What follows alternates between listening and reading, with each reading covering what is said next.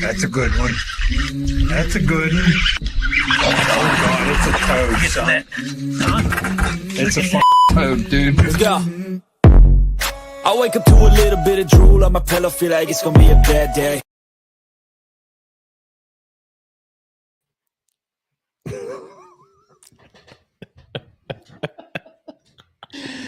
Holy crap, we're 30 minutes early. Holy smokes. Some of you are probably freaking out. I'm freaking out, man. I'm freaking I out, can't believe I'm ready further.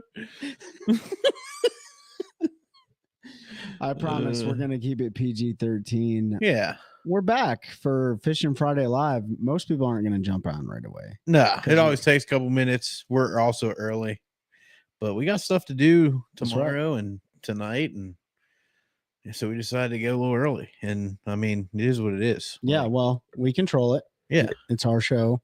But we're here for you guys. And speaking about here for you guys, head on over and support those that support us the most. Starting with One Cast Fishing, head on over to onecastfishing.com. Use that code, the OneCast, all one word at checkout, and get your hands on all the gear that One Cast Fishing has to offer. Then while you're online, head on over, see our friends at Carolina Waters, local North Carolina company here, CarolinaWatersNC.com. Use that code, the OneCast, all one word at checkout, and get all that UPF and protective gear that they have to offer. And then use that link, which we sent to a couple people recently, to head on over to Hobie Eyewear, and that link is going to save you 15% at checkout. You can get your hands on all the different frames and lens options that Hobie has to offer. We're huge advocates of their eyewear. We love their floating frames and their new Whole Float series made out of 100% upcycled kayak plastic. So head on over and use that link, save some money. Then when you're on your phone, go to your application store, whatever that may be, whatever system you have, and download that Deep Dive app, pay for that annual subscription, and help break down bodies of water. We've used it last weekend in a tournament and going to continue to use it because it really helps us focus our efforts on where we need to concentrate on the lakes, what bait selections we need to choose from.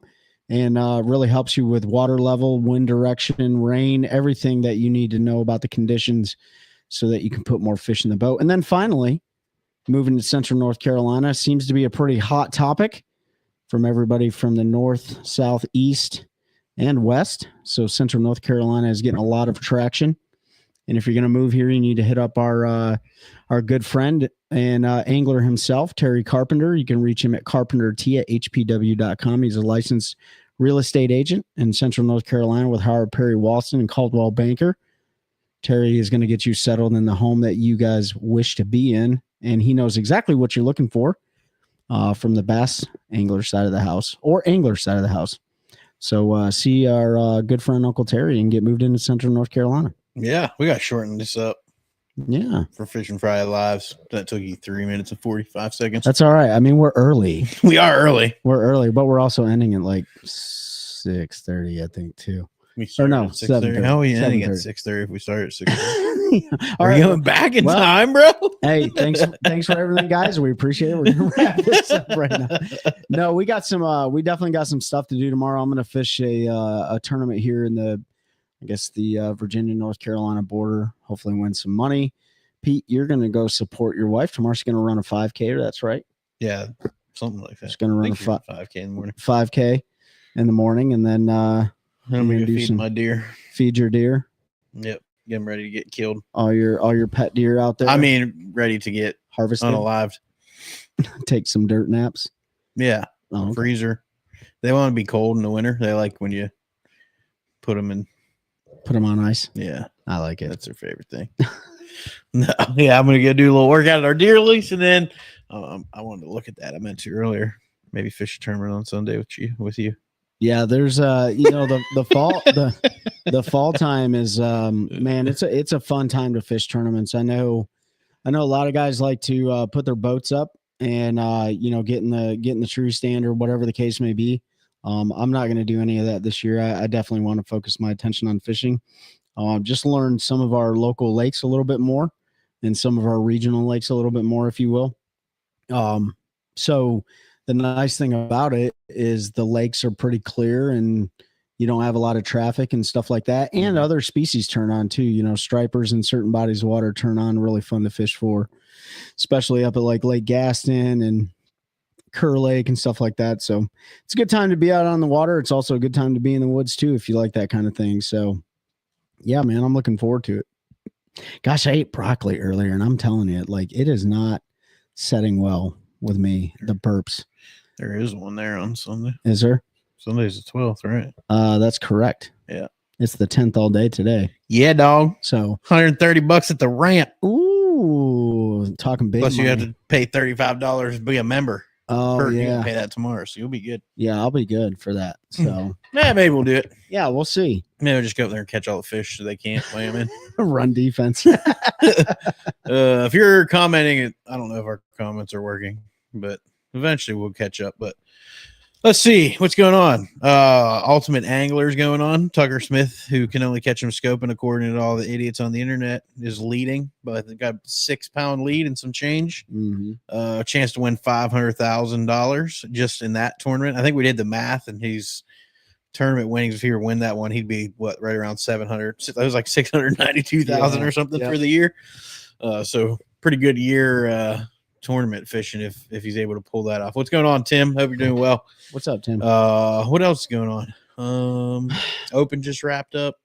There's bass drama with which they put a statement out and it makes exactly why I said they did the no recording. It all comes down to media rights. Don't have my cousin Dylan Freeze on here. I've listened since then. You know, good people. Appreciate that, Trinity. Dylan Freeze. Dylan's a good dude. Yeah. Yeah. Good people there. If y'all don't know Dylan, go back to some of our recorded episodes. We had Dylan on before. He also was on a Fishing Friday Live once or twice with us. He fishes the National Professional Fishing League, but most importantly, he's a family man from Ohio, and he has a really successful private business up there. And he's not afraid to speak his mind, and we appreciate that. You know, like there's too much censorship going on in the world. So appreciate you jumping on here, Trinity. If you see Dylan, tell him we said hey. Did Seth ever bring you the big box from Buck Mallory from the last MPFL tournament? Oh my goodness. Seth kept it. We are going to have issues, and I'm glad that you said what I just you thought said. about it. Yeah, well, we're going to raid his house tonight. Yep, 100%. Tim, he said much better with you boys, and Trey studio. Yeah.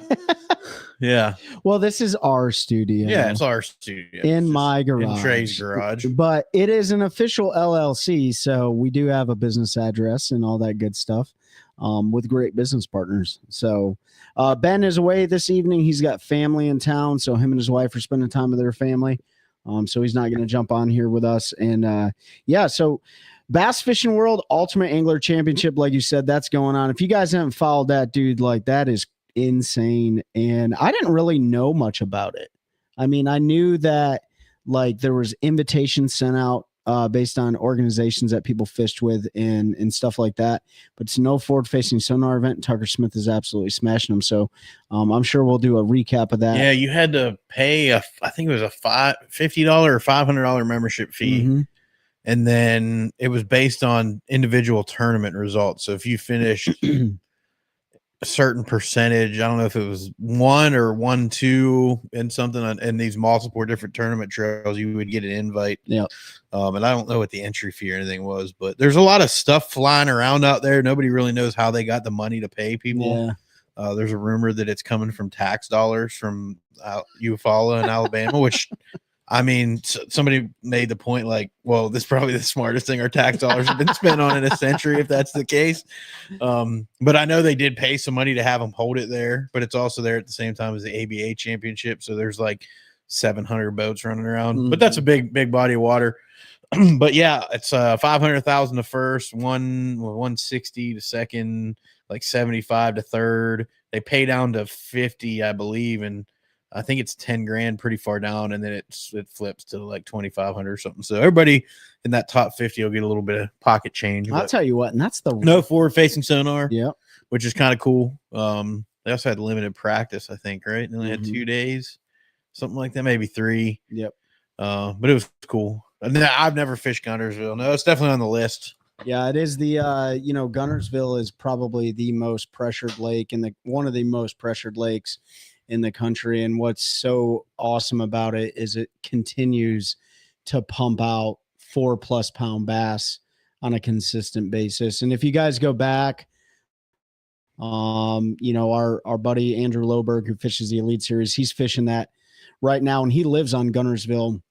Not really sure where he's in the standings, but he was really excited about it, and he has all great things to say about Gunnersville, man. Great grass fishery. There's some big spotted bass in there. It's only 400 miles. There's smallmouth in there, isn't there? It's only 400 miles from us. Oh yeah, we could go down there right now. 8 hours. Yeah, Let's not roll. bad. So, but Gunnersville is definitely on a bucket list, for sure. What was the EQ that just wrapped up?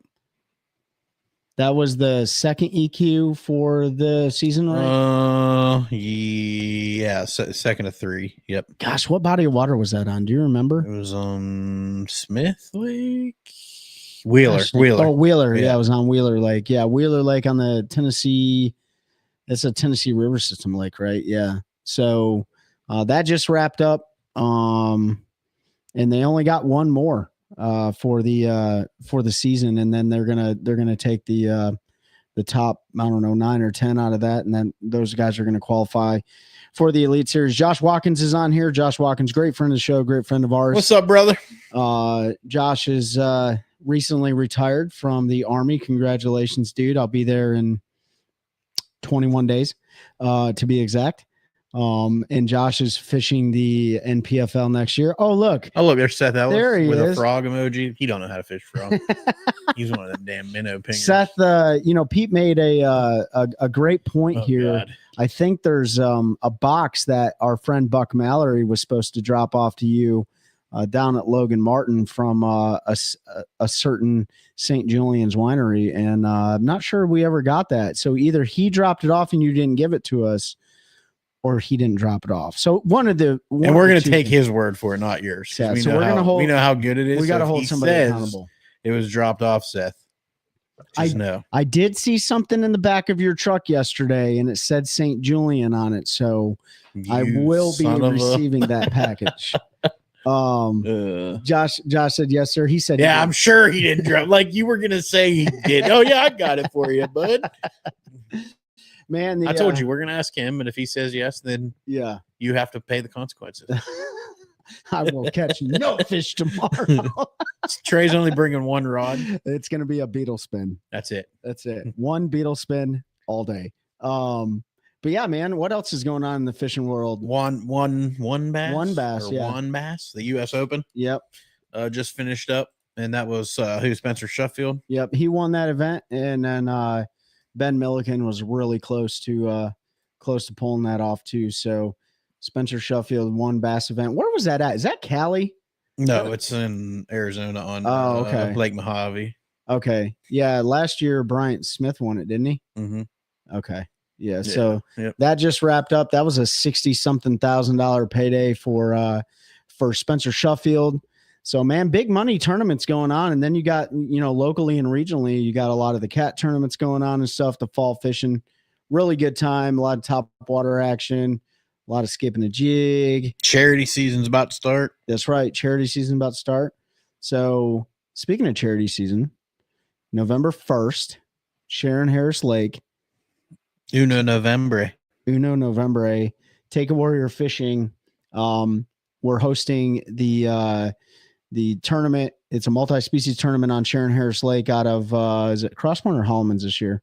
It's out of Holloman's again. Yeah, Holloman's. So if you guys are a boater in the area and you want to take veterans out, go on to warriorfishing.org, org, right?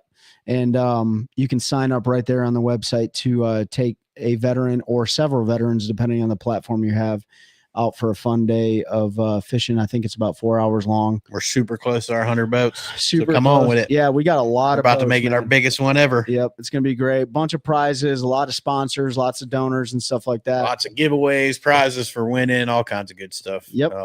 We'll sell some raffle tickets for some prizes. We got some missile bait stuff they donated. I've got several pairs of Hobie eyewear. Thanks, Hobie eyewear. We got all kinds of good stuff. So Yep. definitely come check it out. And if you haven't yet, it's a great event. And if you can't fish and you want to volunteer, I'm sure we could use you. Reach out to us. If you go to the website, there's a contact form, or you can DM me directly or DM the page, and we'll get it figured out. Cole Harris, the Champlain Harris. kid. What's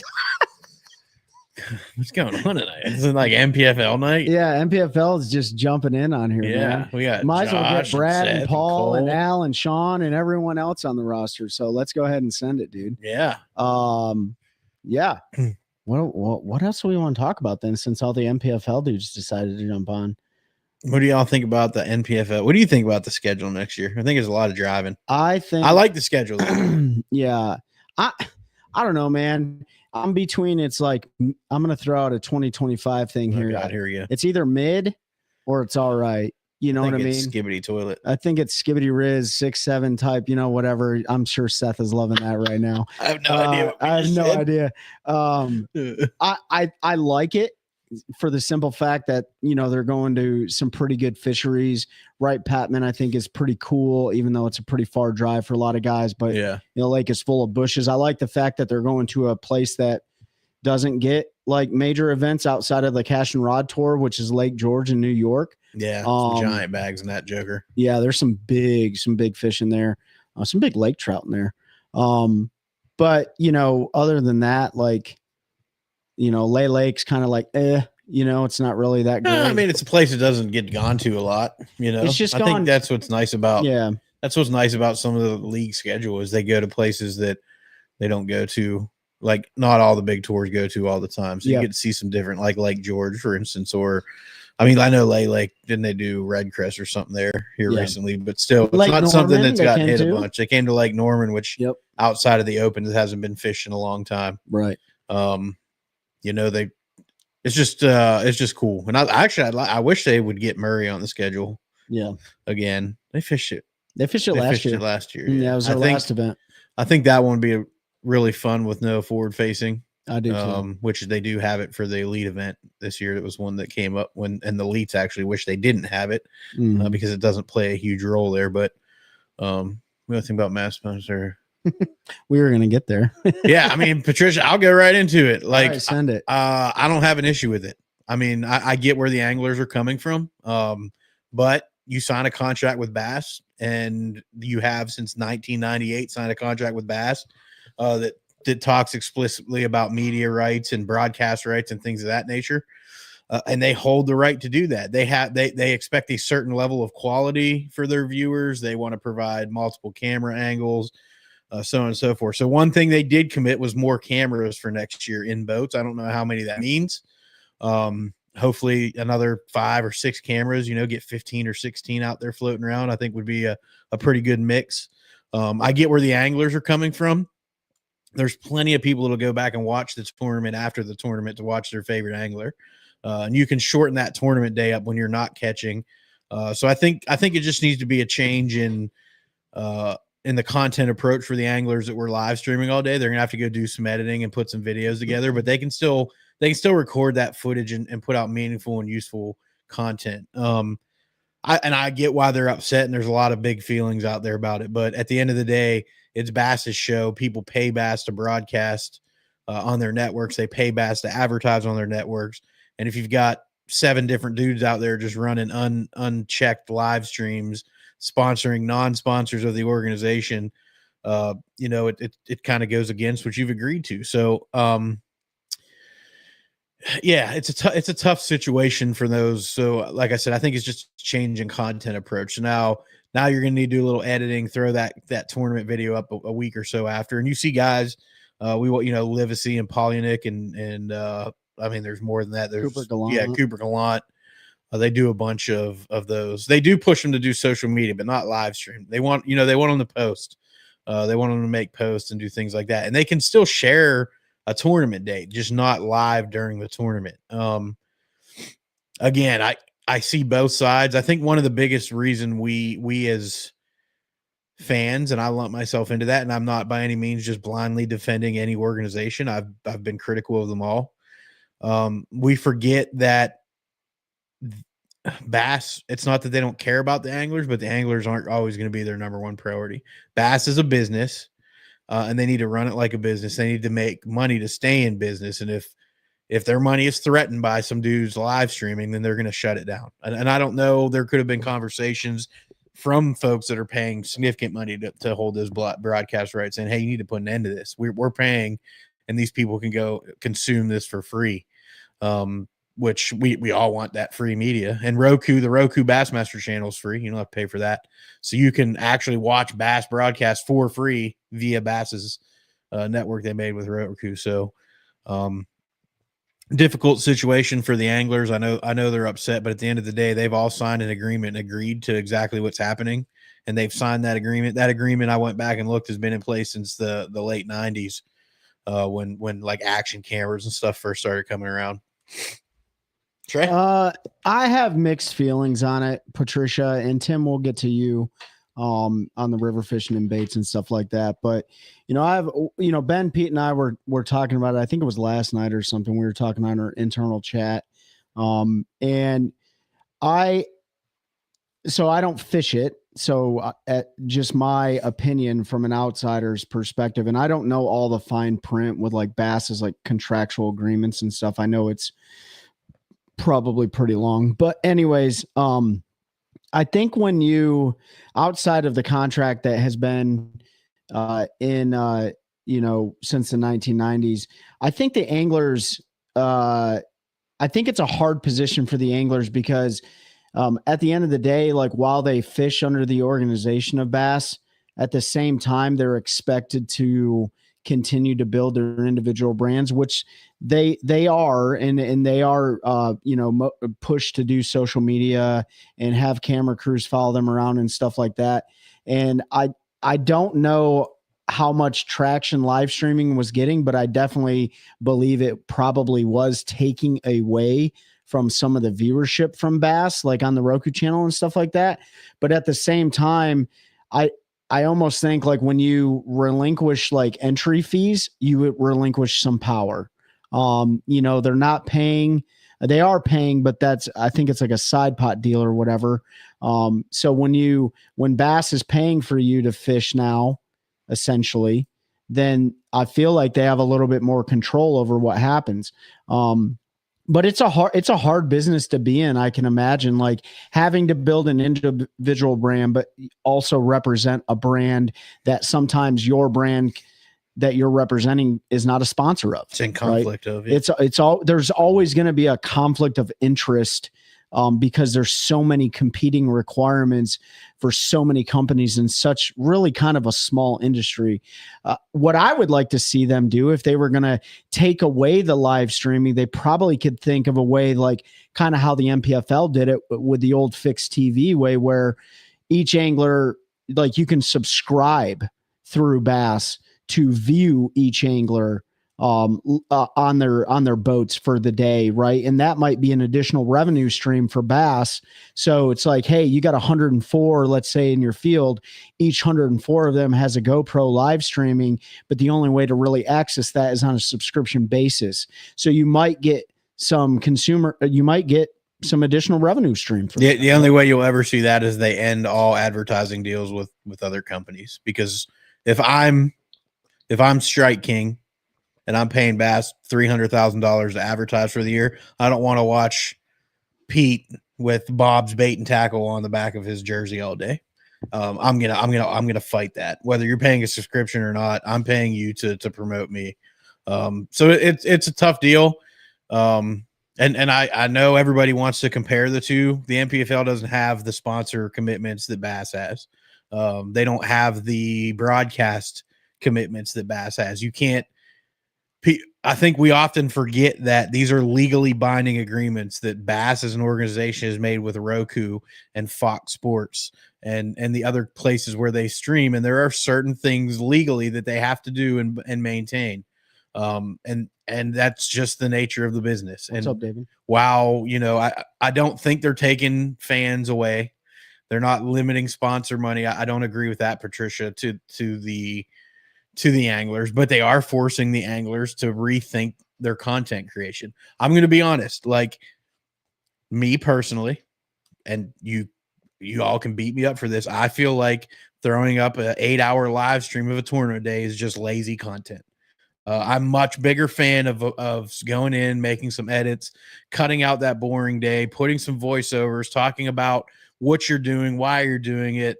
You have the opportunity to make a production and actually learn from that rather than watching a dude fish for 8 hours and maybe talk to his camera.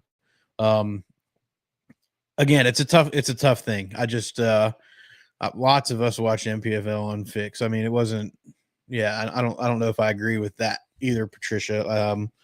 But maybe not as many folks. I think you're right. There's probably more now that they're back on the YouTube stream and the Facebook stream, but there were certainly a lot of folks that watched on Fix too. But to your point, it's now to a broader audience. But again, they don't have a broadcast deal with anybody. They don't have heavy advertising deals with folks that they're having to put commercials up and promising so much airtime per event for their product or their brand. So that's where it really gets hard in Bass's, and maybe that's something they explore, right? Maybe you explore ending some of those broadcast deals.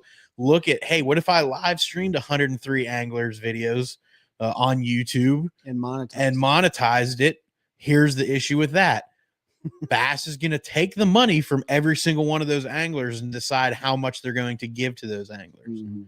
Because at that point they're controlling where the live stream is located, how it's advertised to or pushed out, the advertising dollars in it, all that money is going to come to them. And then what? Do they disseminate it evenly? If they make $100,000, do they divide that amongst the 103 anglers plus their cut? It just makes it a little bit sloppy. So I don't know if I'm on a soapbox, David. I'm just trying to take up for why a business decision was made by Bass. Now, I absolutely am sympathetic that it sucks for some of these anglers. I don't know if I agree with some of the numbers they're sharing, because if you've ever put out a YouTube video, I can share numbers of YouTube views that we have on the one cast and tell you a couple 100,000 on some videos. Some of those are 1.5 second views. Yes. That's somebody that just, as you're scrolling through, accidentally clicks on it. And they're like, oh, I didn't want that. And they scroll up. That stuff happens, right? So yeah, I can come out and say 40,000 new people saw me because they watched my live stream. All right. Share the actual breakdown of how long those people were watching your live stream. Show me the retention on those folks. Was that truly folks that you were reaching and were watching and learning the sport, or was those click throughs where they just came across it and they took a look at it? So it's a tough thing all the way around. Again, I honestly believe that Bass's hands were tied to some extent because of broadcast media deals that they have, including the advertising deals. You just can't let people run free and provide that content when people are paying you to do it. I wonder if there's a way around it that are, we're always, everybody. I've got a couple ideas of how I think you can get around. So I mean, I'm not going to put them out there because I don't want to, in case Bass sees it, I don't want to limit any of the creative approaches that the anglers may take, but there's always a way, right? There's always a loophole. Yeah. And I think we'll still see some of that content. I really appreciate you bringing it up, Patricia. That it's good to talk about these things, right? And again, I'm not just blindly defending Bass. I'm looking at it from a business standpoint, kind of where they are. 8 hours a day times 4 days. Yeah, I mean, I can claim that. Show me the actual breakdown of that data, Patricia, from Zaldane. Like, I want to see the actual. I want them to provide the actual printout of that. And I want them to prove that it's not bots, because I can pay to have as many bots as I want. For $10, I can have 1,000 people join our Schiller Live every week. And it happens all the time. And it happens with a lot of these folks all the time, because it helps to monetize your podcast. But at the end of the day, it's not actually doing anything. So, and I'm not saying Chris is lying about his numbers by any means. I'm not saying that. But I've got to see the data. And if he can prove that, that's awesome. But still don't matter. It still doesn't matter. The organization still holds the broadcast rights, and he signed a contract as an independent contractor. That's basically what you are as an angler. You're an independent contractor for that organization.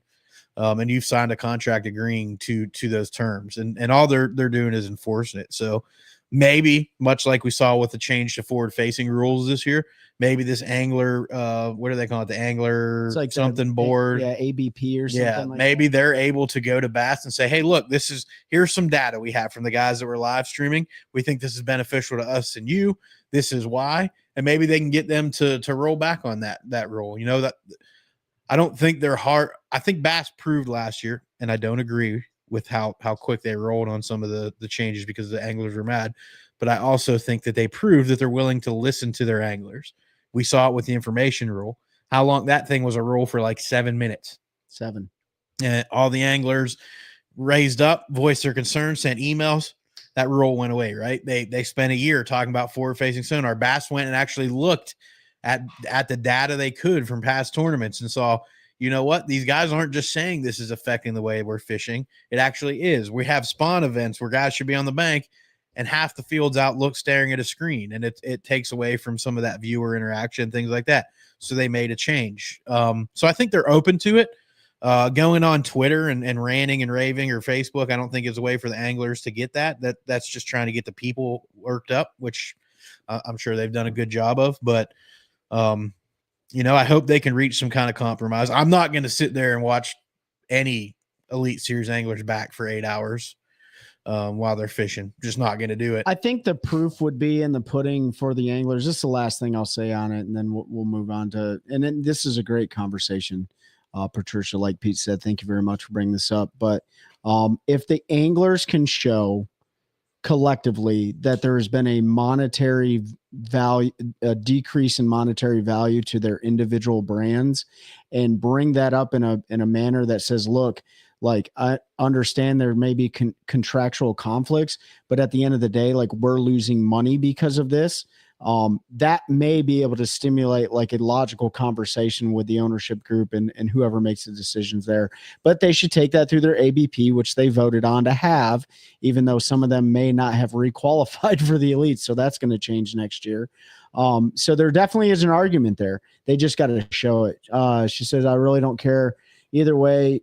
Bass goes. As a fan, I really liked watching on. Yeah. Yep. And Logan has been on the show. Great guy. I hate that he's not going to be able to do it.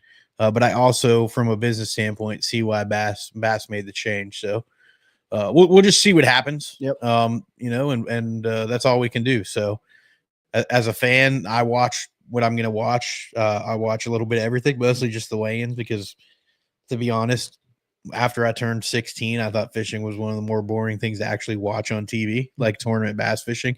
I really quit watching tournament bass fishing religiously when they got away from the production like Bass used to do.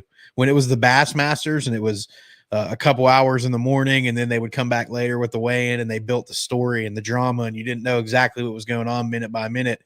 Now I don't need to watch it. I can go do what I want to do, and I just check Bass Track throughout the day and see how everybody's doing, and watch the weigh-in at the end of the day and see who the biggest sandbaggers are. So, but for consumers, if you like to sit down and watch the full tournament day, I can understand more frustration. But let's go. Tim said, Trey, Pete, any baits or techniques you wanted to work on this season?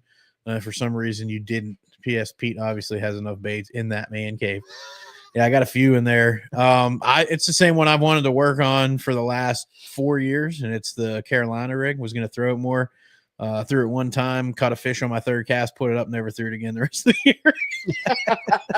That's a fact. I can attest to that. It's funny because you caught a fish on it. I did the same thing last year. Yeah, I picked it up, I threw it about 5 times, caught a fish, and then put it away and didn't throw it the rest of the year. Yeah. That's a lie. I threw it twice last year because I threw it in one of our tournaments and caught a big fish on it. So I guess for me, I'll say one technique that I really did work on this year was a chatterbait or a bladed jig. And you did say you were going to. And I did say you followed through. I followed through with that. I've been saying it was a bait that I just don't have a lot of confidence in. And so, you know, when I took that trip up to Michigan, you know, we got a lot of grass lakes in Michigan. Everything has grass in it. And I really put that bladed jig to work. I found out what I liked, what I don't like, what I like for trailers, what I don't like for trailers, my retrieve method, my line size and stuff like that. Brought that technique back down to North Carolina and, you know, fished it in some tournaments, fished it with Pete, fished it with Seth.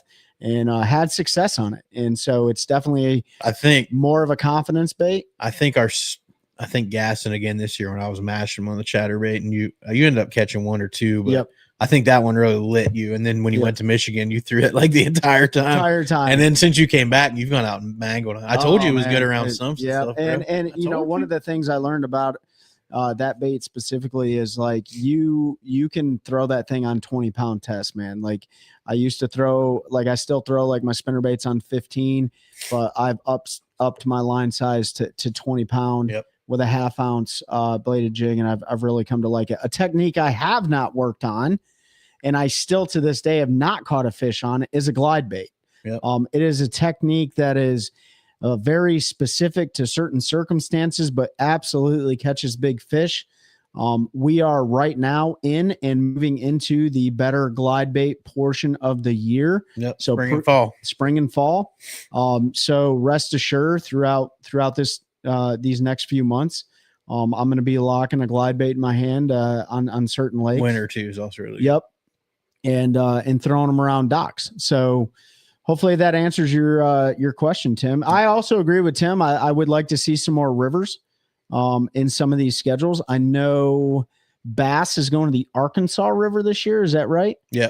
So I'm curious to see that one. You know, a lot of these places have rivers, by the way, like that, you know, are connected to the lakes and stuff. So don't discount that for a minute. And Bass is also coming back to the Pasquotank River. Yep. And the BPT fished the, you know, Potomac and I think they fished the Potomac. So there's been quite a few river systems.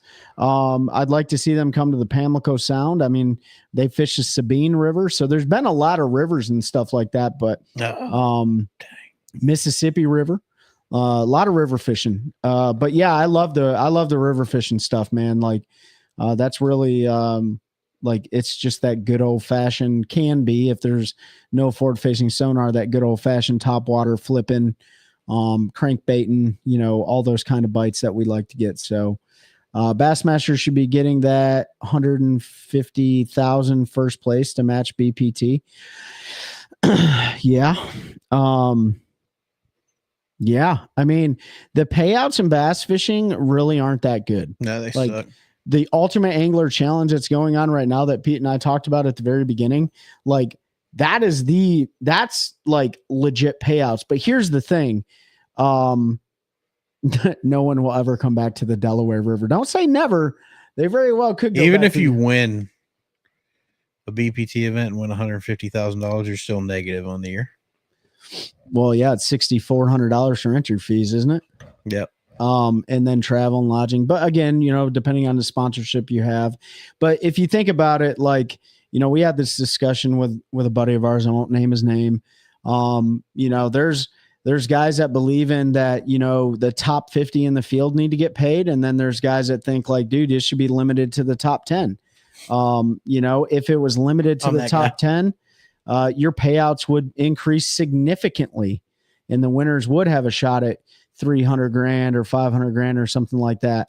But that's not going to be the case when there's not enough money coming in for large scale endorsement contracts and stuff like that. If you're paying all of your money down to 50% of the field, the math just doesn't work out to where you can have that $150,000, $200,000, $300,000 payday for each tournament for the first place winner. I just don't know. And we talked about this before. Yeah. Like, you know, I get it for the guys that are trying to cash check and get contingency money and all that stuff, but bass fishing's done it to itself, right? Like, yeah, dudes used to show up and fish a tournament on the weekend and then go back to their day job. At some point, we decided we wanted to make it a career. And we started rewarding mediocrity so guys could have a career. And it's just stuck, right? They used to pay $10,000 through 50th place. Like, what does that do? I can go out and throw a Cinco and catch 5 for 9 pounds in pretty much every derby and cash a check. Not now. I mean, not used to be able to do that. Like, I don't know. It just takes away from rewarding success more significantly. If you took that and only paid the top 10, now you're talking about guys being able to make some money. And I know those wins and those top 10s hard are to come few by. and far between, right? They're hard to come by, and they're going to be even harder to come by if you got to be in that top percent to get a check, right? Like guys are going to be driven. I feel like we rewarded mediocrity for so long. And they do it in local tournament trails too. I'm not saying anything. Like some of these trails will pay, like they'll have 12 boats and pay 7 places. Like you're rewarding being okay. Exactly. Participation trophies is all that mind. That's exactly how I look at it. Like, yeah, I showed up and caught 15 bass for, 20 pounds and was the 50th best out of 100. I was literally barely in the top 50% of the field, and I made $10,000. I don't know. To me, like I struggle with that. And I'm used to a lot of our tournaments pay 3 places up to 50 boats, and then they might add a few additional. So you've got to be there if you're going to cash a check or make money. It's just, and I know we got a lot of friends that fish, man, and I appreciate you, and I love the fact that you're chasing a dream and it's what you want to do. But I've said it before. We got to stop looking at it like a sport. Unless they're paying a base salary to every angler, and then you can win on top of that, you're just a weekend angler on a bigger stage.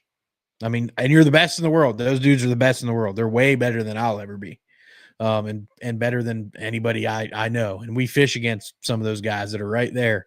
They're way better anglers than I'll ever be. But I struggle with the whole like paying more places and then complaining about payouts because there's only so much money coming in. Yeah, when you look at it, like so contingency money means a lot to these guys, right? When you have a certain boat brand within a certain year, a certain truck brand, stuff like that, like these guys can actually make a little bit of money off contingencies. Bass Cat has great contingency money if you're in the top whatever out of a sanctioned event that's approved by Bass Cat and so on and so forth. Well, typically in those events, you just have to be the highest finishing with that particular model in those particular years. Same with Toyota, right? Like you can fish 100 boat tournament and finish 99s, but if you're the only dude towing with a Toyota that falls in that's in the program, you're going to make $2,500. But when you look at the payouts and they go down, to 50th place and they're like $2,500. I mean, at the end of the day, you didn't make any money. I mean, unless everything is 100% paid for, you might make some money back. But I agree with you from the aspect of like, if I'm just, we've had several professional anglers on here talk about it. Like, dude, the days of me having the mindset of like just showing up to cash a check, like that is the wrong mindset. Like I used to show up for that. Now you got to show up with it. I'm going to win. Like I need to win. Right. And that might light a fire under certain anglers' butts, but at the end of the day, they're not paying you to put yourself out there and accept risk. You chose to do that. You're putting yourself out there. That's where the whole thing gets so weird in bass fishing, because you're paying to do something that you choose to do. They're not paying you to do something they're telling you to do.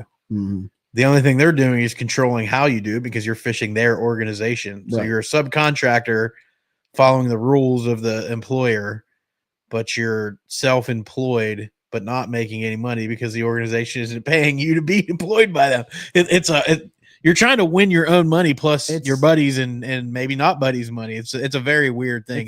It's an addiction. And yeah, Cody, some of this was from the Bassmaster Live thing. I talked about, just go back. This will be up on Facebook and all that. Go back and listen. I understand why they did it. It sucks for the anglers, and we'll leave it at that. There was a whole probably 20-minute day, as David Fuchs said, I got on a soapbox, but I was just looking at it from Bass's point of view on why the business decision on their side was made. But I also understand how it's not good for the anglers. So go back and check that out and let us know your thoughts, man. This won't be the last bit of change we see. There's going to be more. There'll be more changes. And they may roll this back before the season starts. You never know. They could reverse the decision. These leagues, I think, whether we don't control what they do, but from Major League Fishing, and they made changes recently all the way down to the Bass Fishing League, the Phoenix. BFL. I mean, they might have killed there are a lot of people. There's a lot that are not happy at the BFL level. Yeah. Right. So Appreciate that, David. Yeah, I mean, so if you don't know, BFL's lowered entry fees, raised payouts, but they have gone to a 3-hour limit on forward-facing sonar and 360 sonar. So you can only use it for 3 hours of a tournament day. No idea how they're going to police that. Some co-anglers are saying it's great. Others are hating it because some co-anglers point out the fact that if the guy only knows how to find fish with forward-facing sonar, now you're not around fish as a co-angler, so you're not catching anything because you're not even around fish.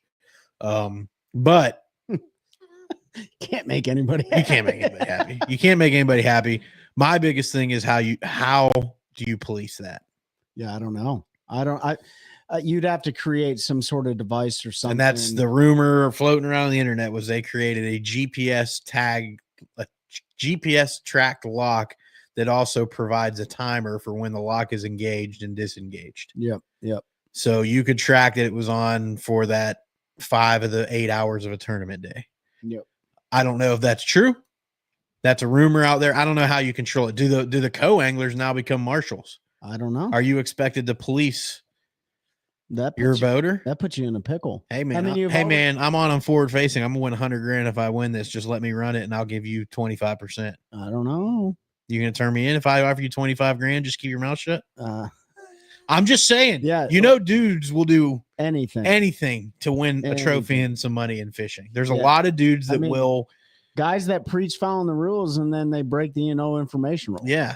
Guys talk about how forward facing cheating and then they actually cheat. Yeah, exactly. So, but I think these organizations are just doing whatever they need to do to increase What's up, Jeff? Increase participation. We all know that the participation in the BFL level was down significantly because of what people said. Oh, forward facing sonar. I'm tired of fishing in a boat with forward-facing sonar. I mean, even high-level anglers that used to fish the Bassmaster Opens as co-anglers, they obviously did away with them. But like getting stuck behind somebody who's scoping for 8 hours, like that's a tough pill to swallow, man. It's hard to catch fish that. I got to be completely honest.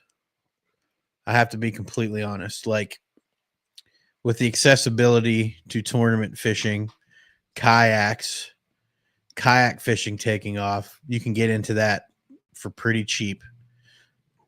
I think it's time to kill the co-angler in these higher figuratively.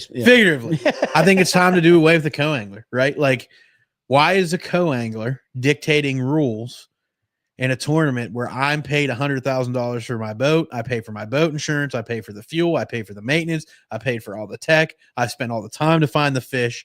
Co-angler shows up on Saturday and fishes for a check. I've said that. I know, and I saw the utility in the co-angler, and I saw why it was important. But once you get to a level where you're paying to fish a BFL, Toyota, all the way from, I would say, from the BFLs up in MLF, and they've already done it in the Opens, like Bass Nation, your local clubs, absolutely great place for a co-angler, right? I don't think there's a utility there anymore. And I would agree with you, Cody, but I mean, talking to dudes and knowing guys that have fished on both sides, you're talking about like maybe one a year where a co-angler would actually speak up and say that I think my boater did something wrong. So they weren't serving that purpose because they don't want to get that reputation. Because as soon as I turn Trey in, Trey goes and tells all the boaters, hey, watch this dude. And then all of a sudden I'm treated like a piece of trash and I don't even want to show up and fish anymore. And you would think everybody would be professional enough, but that we all know that that's not the case. And look, and I'm with you, Jeff. Right is right and wrong is wrong. You're getting turned in, but not everybody will do that. We got friends. One of the perfect examples of how challenging the co-angler side can be, not from bad co-anglers or anything like that, is the Toyota series, man. You have to create a link with a co-angler to get a spot in the Toyota tournament. Let's just say 100 boats show up and only 95 co-anglers show up. Sometimes those 5 anglers that don't have a co can't fish. And then the other way that they do it is they'll pair one of those boaters with another boater to be a co-angler because those co-anglers are expected to marshal that event. I don't think that's fair. Yeah, I think they stopped that after that 1 year where they tried it. Yeah, well, I mean, you. So I think now they're sending them without codes if they don't have enough. Well, okay, well, if But they did do that for a year Yeah, because I mean- Randy Blockett got stuck as a co with somebody. And so it went to that level, like in a Toyota series. And he was the one that actually, and as much as I can't stand Randy, he shed light. And then we talked to Mike Johns, who said, yeah, if you don't link, like they're going to stick another boater with you. Yep. Or But- you're not going to be able to fish. But I think participation got low, and that was part of the reason. And they kind of rolled back on that. Yeah, they do live by that snitches get stitches mentality. I'm with you, Jeff. Like I would turn somebody in if they weren't fishing and doing the right thing, but not everybody's going to do that. And if I'm offering you $25,000 to keep your mouth shut, because I'm going to win 100, I might, there's plenty of people that'll go, shoot, $25,000 Sounds pretty good. sounds pretty dang good. Yeah. I'm not going to do it. I have higher morals than that, but there's plenty of people that would take that 25,000. So, yeah, it's the off season's always interesting in fishing. There's always, It's actually like a little bit more. I think it's more interesting. It's more interesting than actual fishing because what happens during the tournament season? People win, people post-tournament lose, recaps, somebody right? gets DQ'd. Like you don't get all these rule change drama and all that. Kayak and school fishing has been more impactful to killing the co-angler. I think kayak fishing has definitely had an impact to co-anglers because now I don't need. I mean, even let's be honest, an entry level older bass boat with a good running motor that'll get me out there. I'm looking at 15,000 fully rigged out, right? Somewhere around there. Let's just say that I can get a pretty good kayak with forward facing sonar and a trolling motor on it for about $3,500 used, right? Like what now I make the decisions. Entry fees are lower, payouts are higher. Yeah. There's less cheating in kayak fishing. Now there was just an instance this past week, but they caught it immediately, DQ'd the guy, and they've actually are making changes to the app that was being used because they found a way that they were manipulating it. So like, okay, we found a back door, we're going to close it. That community in general seems to be more willing to help one another.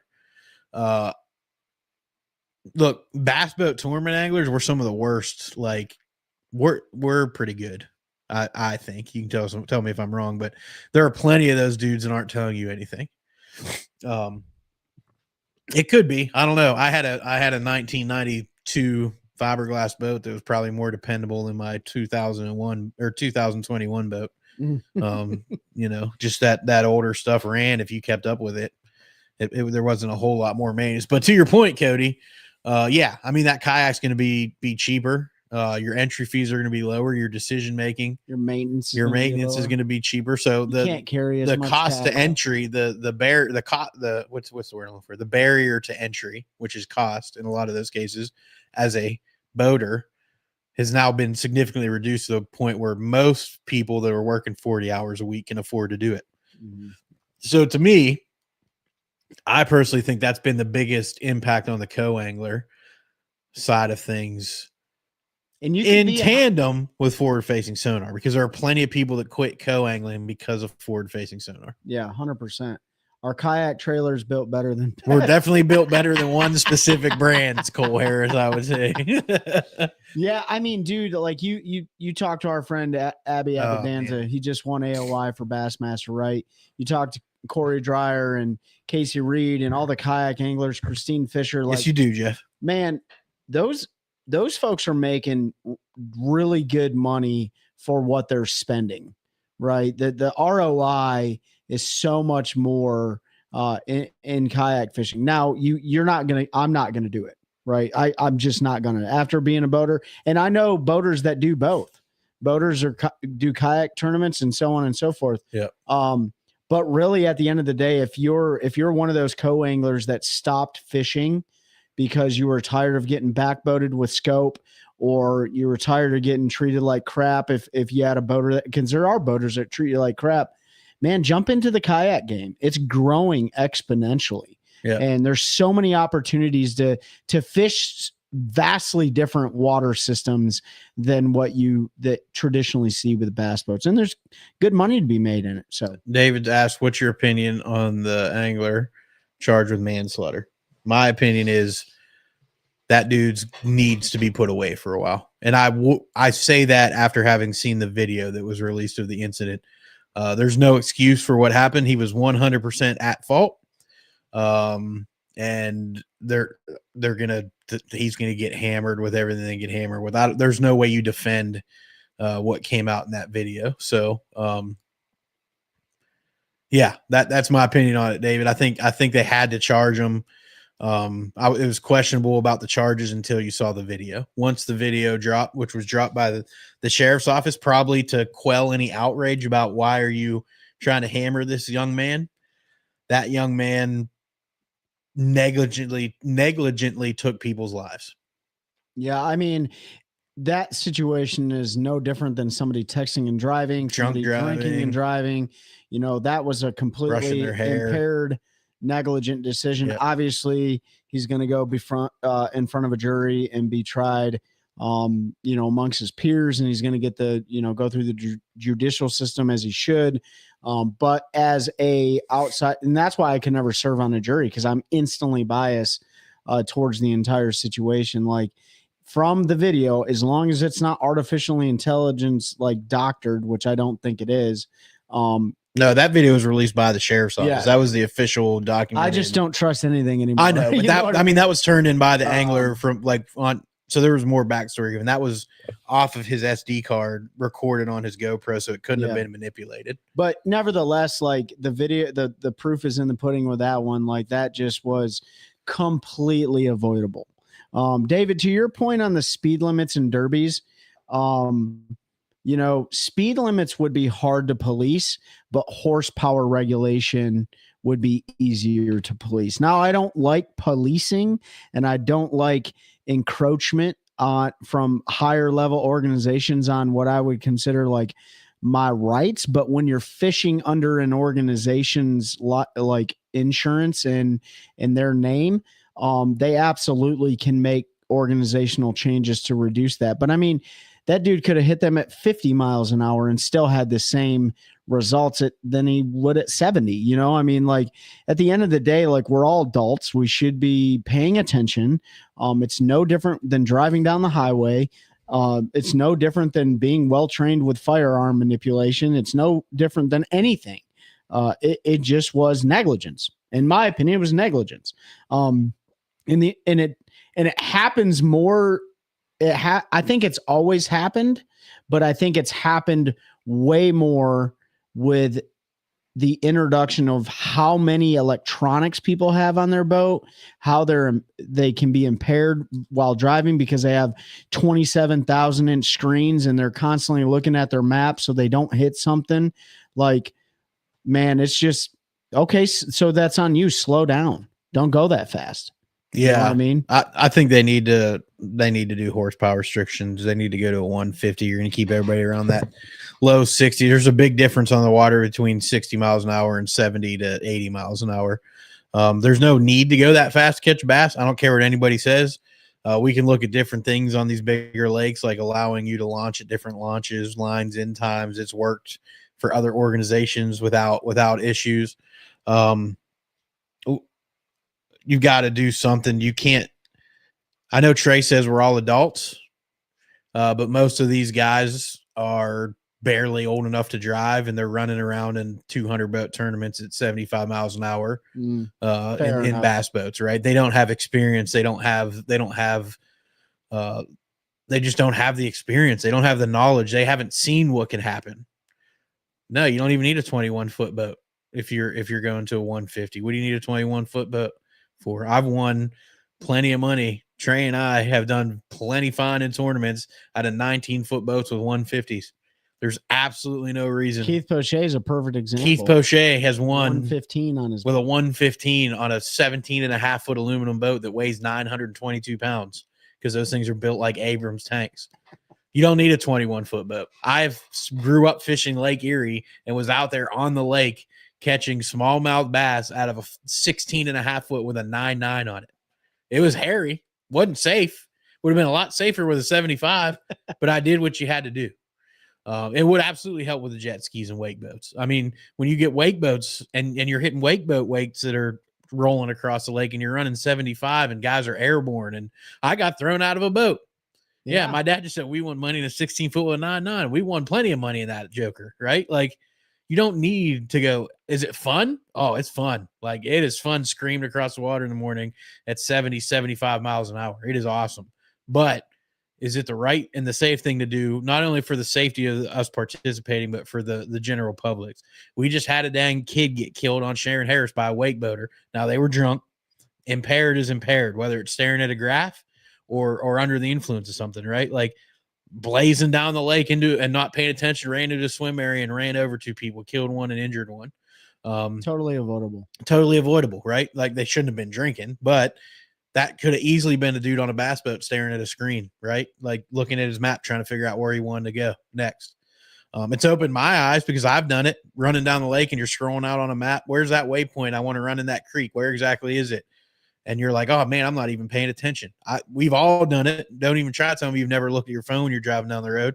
And all of a sudden you're like, man, I went 15 miles and I haven't even looked at the road. How did I not? Like everybody's done it, but we got to make a conscious effort to do that. And you got to control what you can control, and the organization can control it, limiting. Look, man, our heroes fished at 14.5 foot fiberglass boats with a 50 horse at the most on them and fished all over the dang country on the same lakes we're fishing remember today. seeing all those old Rangers? Yeah, fishing on the same lakes we fish today. They did it, right? Like they didn't have to run 70 mile an hour, 75, 80, 85. It's just to me, it's not necessary. So as the organizations are going to have to be the ones, because we're not going to as boaters. I mean, I like the boat I fish out of, so I do it to myself. But if I'm running a 21-foot boat with a 250, I'm not just going to oh man, that guy hurt somebody or killed somebody, so I'm going to go sell this and buy a boat with a 150. There's elite guys and BPT guys coming out saying, I think it's time we go to like a 150, 175 restriction. Do we really need these great big giant heavy boats running 75 miles an hour down the lake? A lot of money too. Yeah. What are we really accomplishing by that? I get to a fishing spot 3 minutes ahead of somebody else. Yeah. 3 minutes makes a difference. I don't know, but that on that kid, and I'm not going to say his name, that young angler, that guy's doing some jail time.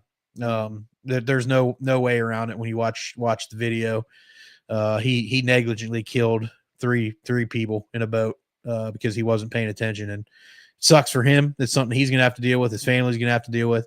The families of lost loved ones are going to have to deal with. Everybody lost in that deal. Everybody. No, there was no winners. Nobody's coming out on top. Just sucks all the way around. But yeah, my last comment on that, and I've said it before, is not only from the anglers taking responsibility and the organizations making it as safe as possible for the anglers and for the general public, but the fact is these states and these areas that these organizations go to pay them a significant amount of money to go there. Right. So the host municipality or the host city or whatever, if anglers are acting a fool and organizations aren't policing it, they're not going to invite them back. Yeah. Right. And you got to have the support of the community. Exactly. You're bringing 200 anglers or 100 anglers into their town. So act responsibly. Right. Yeah. Thanks, Ken. Good to see you, Kenneth. First Sergeant. What's up? First Sergeant retired. Kenneth Will. Oh, it's Master Sergeant, isn't it? Was it Master Sergeant? Oh, Master Sergeant. Wells. Oh, Ken's gonna kill you. Yeah. No, man, this has been great conversation, y'all, and yeah, I really appreciate everybody. We'll hang out for a couple more minutes if you have any questions, mostly because I don't have any internet at my house yet, and that means there's literally nothing to do at my house because we have no phone service there, so I can't even play a game on my phone. You can play a board game by myself. You can read a book. Chelsea's at a play. You can read a book. You could play with the dogs. Could read a book. You could organize tackle. There's so many options. He still has the same pay. That's not true. There's additional pays now, but you're 7 years removed from it, so you're welcome. I'm also not getting paid it either. No, I am still getting paid it. Well, you're not getting paid right now. I'm not getting paid right now. The government is shut down, shutty downy. And so those on active duty, I don't believe are going to get a 15th of the month paycheck. Yeah, you're not getting a check. Which kind of is poopy. We'll get back paid whenever they decide to open the government back up. But you know, it is what it is. Chickens. They're not my chickens, Christine. They're totally feeding the chickens meant something completely different when I was a teenager. Yeah, Dave said you can read a Bass magazine. I got a whole stack of them right here. Yeah, I got them at the house. Or I could not do any of those things. You can go night-night. I could just go to sleep. You can go night-night. Yeah. Got third place in Wednesday tournament, 3 fish, 8 pounds. There you go. Where are we all fishing, Jeff? Where'd you fish, Jeff? I'm gonna say Tillery. It's too cold to go night fishing, man. Time to go. Well, it's good. Well, it's not too cold. You can bundle It's up too and go cold. catfishing. It's not as good at night once it gets cold like this. I feel like you can go at least catch a catfish, mama. Probably could. Yeah, probably could. Yeah, man. Well, It's supposed to rain though. Like, it doesn't sound fun. Cold and rain. yeah, that's good stuff. I was gonna go tomorrow. I got some other stuff I got to do. I might go Sunday. Yeah. Is it still supposed to rain? Let's look real quick. Not tomorrow, but it's definitely gonna rain on Sunday. Is so it? I guess I'm barbecuing and watching football. Oh yeah, that's good. That watch some football. Oh, Jeff said Jordan. Jordan 3 for 8. Oof. Jordan's one of those like hit or miss lakes. I mean, you can have 8, 9, 10 pounds and catch a check, or you got to have 20, 22, 23 pounds to catch a check. Yeah, somebody asked me about Greg. My buddy Greg asked me last night. He was like, I need to get out and do some electronic stuff. I'm like, let's do it, man. We'll set something up. I was like, he was like, where'd you catch those fish? Because I posted some pictures from last week, and I was like, oh, that was on another lake. I'm not going to say because I don't want y'all going there because it's too much fun right now. Just kidding. It was on Gaston. And it's not everywhere on Gaston, so you got to find them. It's definitely not. Definitely not everywhere on Gaston. And I was like, Gaston, I was like, I haven't been on Jordan or Harris since I haven't been on Jordan since April, and I haven't been on Harris since we fished that tournament in August. I was like, they're both fishing poopy. And he said it took 29 pounds to win on Jordan the other day. I was like, yeah, did you look at the weights down the line? Yeah. I said, and also those dudes were probably scoping brush piles and got 5 bites the entire day. I'm here to tell I'm not going to do that. I was there. I was substituting for a buddy of ours that needed somebody to jump in the boat with him, and I think he came in. I'm gonna say he because I showed up late and I left early. But we got on some fish and we put almost 16 pounds in the boat. Where we were fishing was 25 pounds plus worthy. And he ended up dumping like a 6-pounder, and I lost another big one. And that would have been a 22, 23 pound day for sure, at least. But it is absolutely area specific, like spot specific. It's grimy right now. It's grimy, dude. You got to scope deep. You got to scope in that 10 to 12 foot mark. And I'm sure you can definitely catch some on the bank. Catch them shallow. Yeah. It's just hard to find really big ones. You're not that lake until that transition is done and they're actually up feeding. You're not catching 29 pounds on the bank right now. It's just not happening. But when they are up on the bank and they're feeding, feeding, you're also not going to catch probably 29 pounds all day long. It's tougher. You can you're still, I mean, a good bag once that happens is on that lake's like 23 to 25. You'll start seeing more of those bags, and you'll see that's when you start seeing it take 23 to get into the top 10. It'll be like 25, 13, 25, 11, 24. When those fish really get up on the flats and stuff, they just aren't there yet on that lake. It's weird, but it's getting close. This cold weather, it's chilly in here right now. It's getting close. It's getting close. So at Jordan, I love fishing. Lock a lipless in your hand. Put a big old jig in your hand. Nah, don't fish a lipless. Get some. Keep that buzz bait in your hand and that popper, like you talked about, Jeff, and fish as many laydowns. I think I have a new favorite fall bait though. Yeah, we'll talk about it later. Hey, I'm not talking about it. I got to do some more research.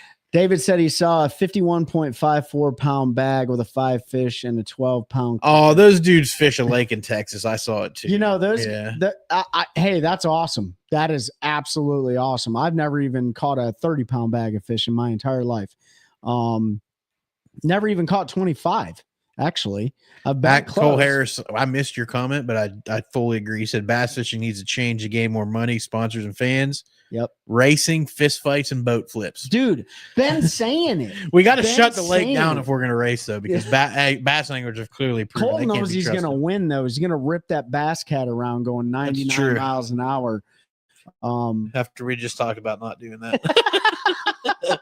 Anyway, what's up, Frank? What's up, Frank? Yeah, that 51.54 was I can't remember. I was gonna look real quick. I follow the dude that caught it.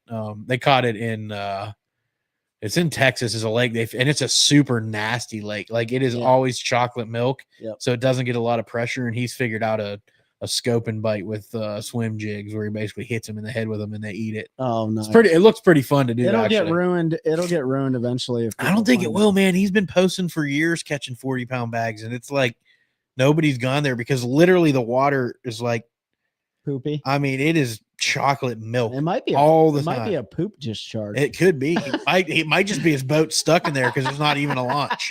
It might be one of those New Jersey mud puddles, but actually has real fish in it. Hey, man, like 19-pound bags are good bags. Like I'm glad he brought that up. 15-pound bags are good bags. Yes. 12-pound bags are good bags. I mean, you look at it like deer hunting, right? Like everybody talks about 140-inch deer like that.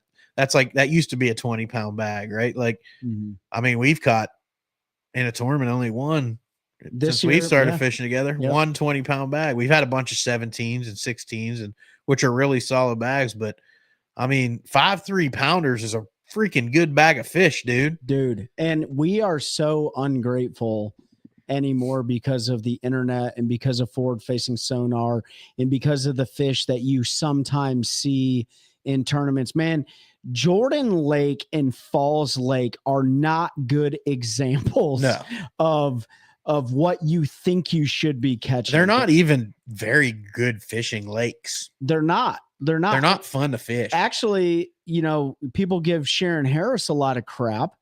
And she can be a Karen Harris, but every lake has an attitude. But when you talk about guys consistently catching 25 to 29 pounds on these lakes, that is not normal. No, that's normal for them because they know exactly where to go, exactly where to throw, and exactly when to move, right? And how to catch them. But if you caught a 19, almost a 20-pound bag, dude, that's a giant bag. Go back and look at like tournament results from like. I'll go back and look when we won AOI in 24, and I bet our average bag was 12 pounds, 12 or 13, somewhere right in there. 100%. Yeah. So, I mean, it's a good bag of fish. That's a good bag of fish. If you give me 13 pounds in every tournament I fish, I'm probably going to be upset because some of them are on Jordan and Harris, and you need way more, or Jordan and Falls, you need way more to win, but you're going to be in the top 20% of the field, 10% on a lot of places. Yep. With 13 to 15 pounds. You catch 13 pounds on Bugs Island, you're doing something. And I got snobby when I first came down here and like, oh man, it's only 3 pounds. Like, yeah. I mean, a 3-pounder is a good dang fish. Yeah. We fished, what would we fish? Gaston last weekend in a tournament. We had a little over 12 pounds and we took sixth place out of 37 people. And some of those, 36, a lot of them, 36 of those boats were local hammers, dude. The only one that wasn't was us. Yeah. So, I mean, don't get that stuff twisted. Brian Latimer put a great video out there. He did. He put a great video on YouTube. If you guys don't follow BLAT, go check his stuff out. We actually should get him on the show sometime, but he put a video out there just about how, the 3-pounder is forgotten about anymore. Is that cat pooping in my garage? Better not be. Big old dookie on your raincoat, probably. But yeah, man, be proud of what you catch. Yeah. You can only catch what you can catch. Don't worry about what other people catch. And, go out there and continue refining your skills and trying to find fish. That's the biggest thing, is finding fish, right? Those guys that have unlocked those smallmouth fisheries and figured out how to catch 4.5 to 5 pounders versus the guy that's catching 4 pounders and 3 3/4 pounders, like those guys are just doing it a little bit better. Yeah. It doesn't mean that you don't know how to fish and you don't know how to catch fish. There's nothing against that. So if you want to get better at it, try to put more time on the water. But at the end of the day, every single one of us in this chat knows how to catch fish, man. Absolutely. At the end of the day, we're all just out there to have fun, and some guys are trying to make a living at it, and, more power to them. And I hope they do well, like Cole and Seth and Buck and all of our friends at Fishing MPFL and Elite Series and BPT, and the guys fishing BFLs and stuff. Sam Stanley, I think he's down. Flipping Crickets is down at Murray right now for like $50,000 tournament or something. Biggest tournament he's ever fished in his life, man. And, he gave all the glory to God and said, hey man, I'm blessed just to be here. And, whatever shakes out. So, at the end of the day, just go fishing, man. It heals people. Just go catch 5. That's right. Go catch 5. All right, guys. You ready to jump off here? My vehicle tag is 5 keepers. I like it. I do. I like it. Yeah, man. Appreciate y'all. I'm hungry now, so I'm going to stop and get some Mexican food on my way home. Well, heck, it's almost 8 o'clock anyways. I know. Almost 8 o'clock. We almost went an hour and a half. I know. Appreciate everybody jumping on. Just a quick reminder, 1 November, Take a Warrior Fishing on Sharon Harris. Make sure if you can, as a boater, come sign up to be a boater. Get one of our nation's warriors on the water for a day of therapy, lots of prizes, good food afterwards, good times. Trey and I MC that event. We'll be running around, and we'll have a little something new to reveal. Should be pretty cool. Should be something pretty cool we're going to reveal there. So looking forward to that one. And then quick turnaround, Special Operations Bass Anglers, Lake Norman, North Carolina on 7 November. That's the Friday before Veterans Day. I'm so looking forward to I'm that. pumped for that one. We'll be there the Wednesday before through that Sunday. So we're going to pre-fish a couple days, fish the derb, and then fun fish for a couple days. Dave and Christine Fuchs will be up. Eddie, I forget Ed's last name. Stringer. Eddie Stringer will be up or down. I guess they're coming down, not up. Yep. From New Jersey. Mike Johns will be up to fish with us. Chelsea and I will be there. Trey will be there. Your dad will be My there. dad's coming down to fish. So looking forward to that one, hanging out with the Fuchs and all of our friends that we've made through the show, catching some old spotted bass, and hopefully my largemouth dock has one on it, and I won't ding it with a dang pop iron and get it snagged and blow it out this year. But appreciate y'all. Hopefully you're coming down or up or across or over to fish with us. Tater Hog will be there. Yep. He's donated some baits to give away. Hopefully I can win one because I want to throw one of those Hog Father Juniors. I think around. you'll be all right. So yeah, appreciate y'all again.